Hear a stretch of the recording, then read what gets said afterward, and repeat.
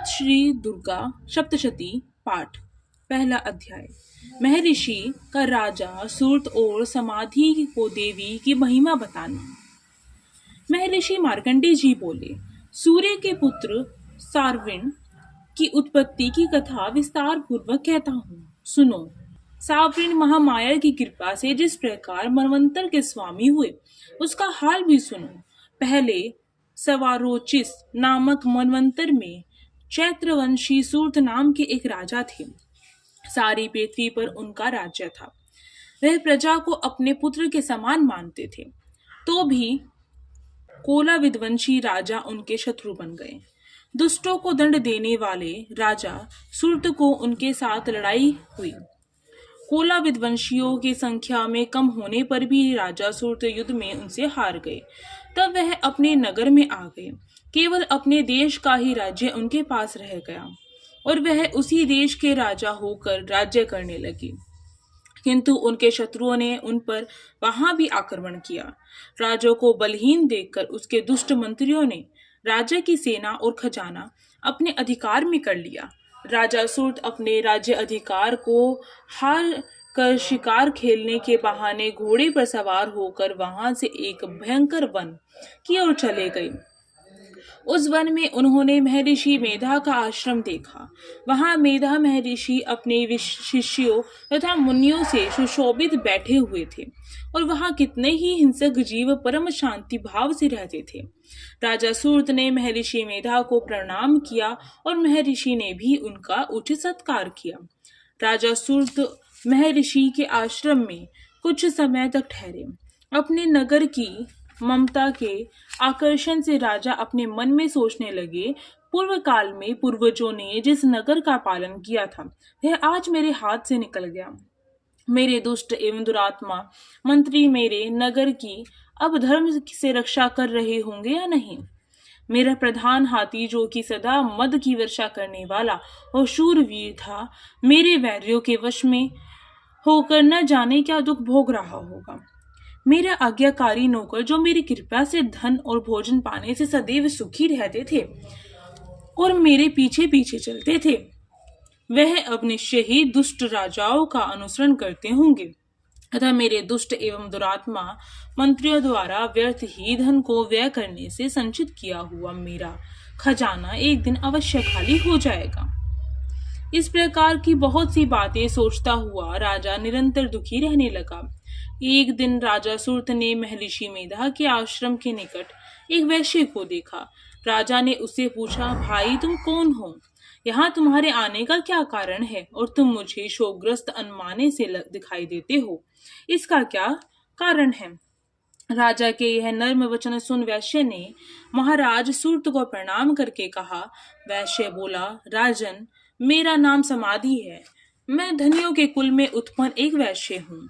मेरे दुष्ट स्त्री पुत्र आदि को ने लोभ से मेरा सब धन छीन लिया और मुझे घर से निकाल दिया है। मैं इस तरह से दुखी होकर इस वन में चला आया हूँ और यहाँ रहता हुआ भी मैं इस बात को कभी नहीं भूल पाता कि अब मेरे घर में इस समय कुशल होगा या नहीं। यहाँ मैं अपने परिवार का आचरण संबंधी कोई समाचार भी नहीं पा सकता कि वह घर में इस समय कुशलता पूर्वक है या नहीं। मैं अपने पुत्रों के संबंध में यह भी नहीं जानता कि वह सदाचारी हैं या दुराचार में फंसे हुए हैं। राजा बोले, जिस धन के लोभी स्त्री पुत्रों ने तुम्हें घर से निकाल दिया, फिर भी तुम्हारा चित्त उनसे क्यों प्रेम करता है? वैश्य ने कहा, मेरे विषय में आपका ऐसा कहना ठीक है, किंतु मेरा मन इतना कठोर नहीं है। यद्यपि उन्होंने धन के लोभ में पड़कर पितृ स्नेह को त्याग कर मुझे घर से निकाल दिया है, तो भी मेरे मन में उनके लिए कठोरता नहीं आती। हे महामते, मेरा मन फिर भी उनमें क्यों फंसा रहता है? इस बात को जानता हुआ भी मैं नहीं जान रहा। मेरा चित्त उनके लिए दुखी है। मैं उनके लिए लंबी लंबी सांसें ले रहा हूँ।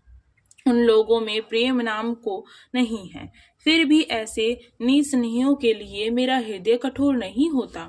महर्षि मार्कंडेय जी ने कहा, हे ब्राह्मण, इसके पश्चात महाराज सूर्त और वह वैश्य दोनों महर्षि मेधा के समीप गए और उनके साथ यथा योग्य न्याय संभाषण करके दोनों ने वार्ता आरंभ की। राजा बोले, हे भगवान, मैं आपसे एक बात पूछना चाहता हूँ, सो आप कृपा करके मुझे बताइए। मेरा मन मेरे अधीन नहीं है, इससे मैं बहुत दुखी हूँ। राज्य, धन आदि की चिंता अभी तक मुझे बनी हुई है और मेरी यह ममता अज्ञानियों की तरह बढ़ती जा रही है। और यह समाधि नामक वैश्य भी अपने घर से अपमानित होकर आया है। इसके स्वजनों ने भी इसे त्याग दिया है। स्वजनों से त्यागा हुआ भी यह उनसे हार्दिक प्रेम रखता है। इस तरह हम दोनों ही दुखी हैं। हे महाभाग, उन लोगों के अवगुणों को देखकर भी हम दोनों के मन में उनके लिए ममता जनित आकर्षण उत्पन्न होता है। हमारे ज्ञान रहते हुए भी ऐसा क्यों है? अज्ञानी मनुष्यों की तरह हम दोनों में यह मूर्खता क्यों है? महर्षि मेधा ने कहा, विषय मार्ग का ज्ञान सब जंतुओं को है। सबों के लिए विषय पृथक पृथक होते हैं। कुछ प्राणी दिन में नहीं देखते और कुछ रात को, परंतु कोई जीव ऐसा है जो दिन और रात दोनों में देख सकते हैं। यह सत्य है कि मनुष्यों में ज्ञान प्रधान है, किंतु केवल मनुष्य ही ज्ञानी नहीं होता, पशु पक्षी आदि भी ज्ञान रखते हैं। जैसे पशु पक्षी ज्ञानी है, वैसे ही मनुष्य का ज्ञान है, और जो ज्ञान मनुष्यों में है वैसे ही पशु पक्षियों में है, तथा अन्य बातें भी दोनों में एक जैसी पाई जाती है। ज्ञान होने पर भी इन पक्षियों की ओर देखो कि अपनी भूख से पीड़ित बच्चों की चोंच में कितने प्रेम से अन्न के दाने डालते हैं। हे राजन, ऐसा ही प्रेम मनुष्यों में अपनी संतान के प्रति पाया जाता है। लोभ के कारण अपने उपकार का बदला पाने के लिए मनुष्य पुत्रों की इच्छा करते हैं और इस प्रकार मोह के गड्ढे में गिरा जाता है। भगवान श्री हरि की जो माया है, उसी से यह संसार मोहित हो रहा है। इसमें आश्चर्य की कोई बात नहीं, क्योंकि वह भगवान विष्णु की योग निद्रा है। यह माया ही तो है जिसके कारण संसार मोह में जकड़ा हुआ है। यही महामाया भगवती देवी ज्ञानियों के चित्त को बलपूर्वक खींचकर मोह में डाल देती है और उसी के द्वारा संपूर्ण जगत की उत्पत्ति होती है। यही भगवती देवी प्रसन्न होकर मनुष्य को मुक्ति प्रदान करती है। यही संसार के बंधन का कारण है तथा संपूर्ण ईश्वरों की भी स्वामिनी है। महाराज सूर्त ने पूछा, भगवान, वह देवी कौन सी है जिसको आप महामाया कहते हैं? हे ब्राह्मण, वह कैसे उत्पन्न हुई और उसका कार्य क्या है? उसके चरित्र कौन कौन से हैं? प्रभु, उसका जैसा प्रभाव हो, जैसा स्वरूप हो, वह सब ही कृपया करके मुझसे कहिए, मैं आपसे सुनना चाहता हूँ। महर्षि मेधा बोले, राजन, वह देवी तो नित्य स्वरूपा है। उसके द्वारा यह संसार रचा गया है, तब भी उसकी उत्पत्ति अनेक प्रकार से होती है। वह सब आप मुझसे सुनो। वह देवताओं का कार्य सिद्ध करने के लिए प्रकट होती है। उस समय वह उत्पन्न हुई कहलाती है। संसार को जलमय करके जब भगवान विष्णु योग निद्रा का आश्रय लेकर शेष शैया पर सो रहे थे, तब मधुकैटभ नाम के दो असुर आए। उनके कानों के मैल से प्रकट हुए और वह श्री ब्रह्मा जी को मारने के लिए तैयार हो गए। श्री ब्रह्मा जी ने जब उन दोनों को अपनी ओर आते देखा और यह भी देखा कि भगवान विष्णु योग निद्रा का आश्रय लेकर सो रहे हैं, तो वह उस समय श्री भगवान के जगाने के लिए उनके नेत्रों में निवास करने वाली योग निद्रा की स्तुति करने लगे। श्री ब्रह्मा जी ने कहा, हे देवी, तुम ही स्वाहा, तुम ही स्वधा और तुम ही वष्टकार हो। स्वर भी तुम्हारा ही स्वरूप है, तुम ही जीवन देने वाली सुधा हो। नित्य अक्षर प्रवण में आकर उकार मकार इन तीनों माताओं के रूप में तुम ही स्थित हो। इनके अतिरिक्त जो बिंदु पथ अद्र मात्रा है, जिसका कि विशेष रूप से उच्चारण नहीं किया जाता है, हे देवी, वह भी तुम ही हो। हे देवी, संध्या, सावित्री और परमजननी तुम ही हो। तुम इस विश्व को धारण करने वाली हो। तुमने ही इस जगत की रचना की है और तुम ही इस जगत का पालन करने वाली हो और तुम ही कल्प के अंत में सबको भक्षण करने वाली हो। हे देवी, जगत की उत्पत्ति के समय तुम सृष्टि रूपा होती हो, पालन काल में स्थित रूपा हो और कल्प के अंत में संहार रूप धारण कर लेती हो। तुम ही महाविद्या, महामाया, महामेधा, महारात्रि, मोहरात्रि हो। श्री ईश्वरी और बोध स्वरूपा बुद्धि भी तुम ही हो। लज्जा, पुष्टि, तुष्टि, शांति और क्षमा भी तुम ही हो। तुम खड़क धारणी, शूल धारणी, घोर रूपा तथा गदा, चक्र, शंख, धनुष के धारण करने वाली हो। बाण, भूषुंडी और परगी भी, यह भी तुम्हारे ही अस्त्र हैं। तुम सौम्य और सौम्यतर हो। यही नहीं बल्कि जितनी भी सौम्य और सुंदर वस्तु इस संसार में है, यह सबसे बढ़कर सुंदर तुम हो। पर और अपर, सबसे पर रहने वाले सुंदर तुम ही हो। हे स्वर स्वरूपे देवी, जो भी सत असत पदार्थ हैं और उनमें जो शक्ति है वह तुम ही हो। ऐसी अवस्था में भला तुम्हारी स्तुति कौन कर सकता है। इस संसार के सृष्टि, पालन और संहार करने वाले जो भगवान हैं, उनको भी जब तुमने निद्रा के वशीभूत कर दिया है, तो फिर तुम्हारी स्तुति कौन कर सकता है। मुझे भगवान विष्णु तथा भगवान शंकर को शरीर धारण कराने वाली तुम ही हो। तुम्हारी स्तुति करने की शक्ति किसमें है। हे देवी, तुम तो अपने इन उदार प्रभावों के कारण ही प्रशंसनीय हो। मधु और कैटब जो भयंकर असुर है, इन्हें तुम मोह में डाल दो और श्री हरि भगवान विष्णु को भी जल्दी जगा दो और उनमें इनको मार डालने की बुद्धि भी उत्पन्न कर दो।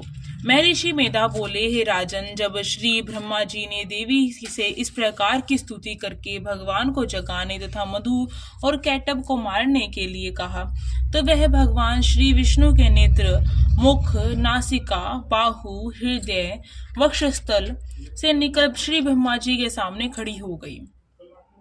उनका ऐसा करना था कि भगवान श्री हरि तुरंत जाग उठे और दोनों असुरों को देखा, जो कि अत्यंत बलवान तथा पराक्रमी थे और मारे क्रोध के जिनके नेत्र लाल हो रहे थे और जो ब्रह्मा जी को वध करने के लिए तैयार थे।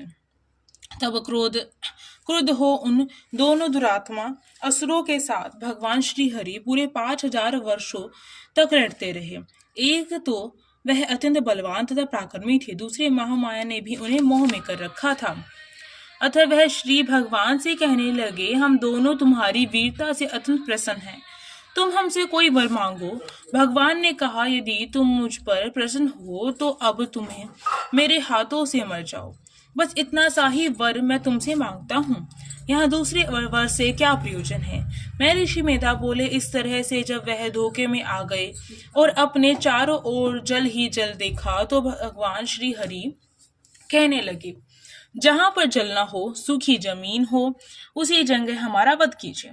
महर्षि मेधा कहते हैं, तथा अस्तु कहकर श्री भगवान हरि ने उन दोनों को अपनी जांघ पर लिटाकर उन दोनों के शरीर काट डाले। इस तरह से यह देवी श्री ब्रह्मा जी की स्तुति करने पर प्रकट हुई थी। अब तुमसे उनके प्रभाव का वर्णन करता हूँ, सो सुनो। जय हो मैया रानी की। पहला अध्याय पूर्ण हुआ।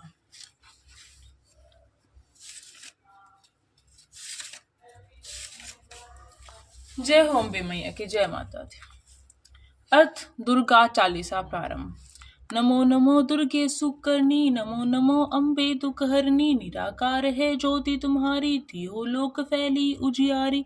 शशि लाट मुख महाविशाला, नेत्र लाल भ्रुकुटी विकराला। रूप मातु को अधिक सुहावे, दर्श करे जन अति सुख पावे। तुम संसार शक्ति लोकीना, पालन हेतु अंधन दीना। अन्नपूर्णा हुई जगपाला, तुम ही आदि सुंदरी बाला। प्रलय काल सब नाशनहारी, तुम गौरी शिव शंकर प्यारी। शिव योगी तुम्हारे गुण गावे, ब्रह्मा विष्णु तुम्हें निध्यावे।